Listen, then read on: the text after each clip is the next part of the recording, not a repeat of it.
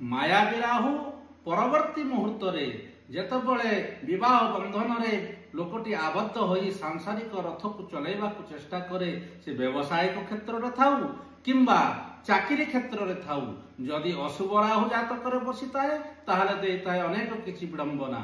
କାର୍ଯ୍ୟକ୍ଷେତ୍ରରେ ମନୋନିବେଶ ହୁଏ ନାହିଁ, ଆଳସ ପଣିଆ, ମନର ତତ୍ପରତା, ଅନେକ କିଛି ବଡ଼ ବଡ଼ ଆଶା ମନ ଭିତରେ ଭରି ଦେଇ ରାହୁ ଅନେକ ବୃଥା ପରିଶ୍ରମ କରେଇଥାଏ, ବୃଥା ପରିଭ୍ରମଣ କରିଥାଏ, ଯାହାଦ୍ୱାରା ଲୋକଟି ଅତିଶୟ ହୋଇଯାଏ, କର୍ମ ପ୍ରତି ବିମୁଖ ହୋଇଯାଏ, ସେଥିପାଇଁ ତା ହାତରେ ପଇସାଟିଏ ରହେ ନାହିଁ। ଏହି ରାହୁ ବ୍ୟବସାୟିକ କ୍ଷେତ୍ରରେ ଥିବା ଲୋକକୁ ମଧ୍ୟ ବଡ଼ ବଡ଼ ଆଶା ଦେଖାଇ ଠକାମିର ଶିକାର କରାଇଥାଏ। ବିନା ପରିଶ୍ରମରେ ଅନେକ କିଛି ଲାଭ କରିଦେବାର ଆଶା ଲୋକଟିକୁ ଅନେକ ଯାତନାର ଶିକାର କରାଇଥାଏ।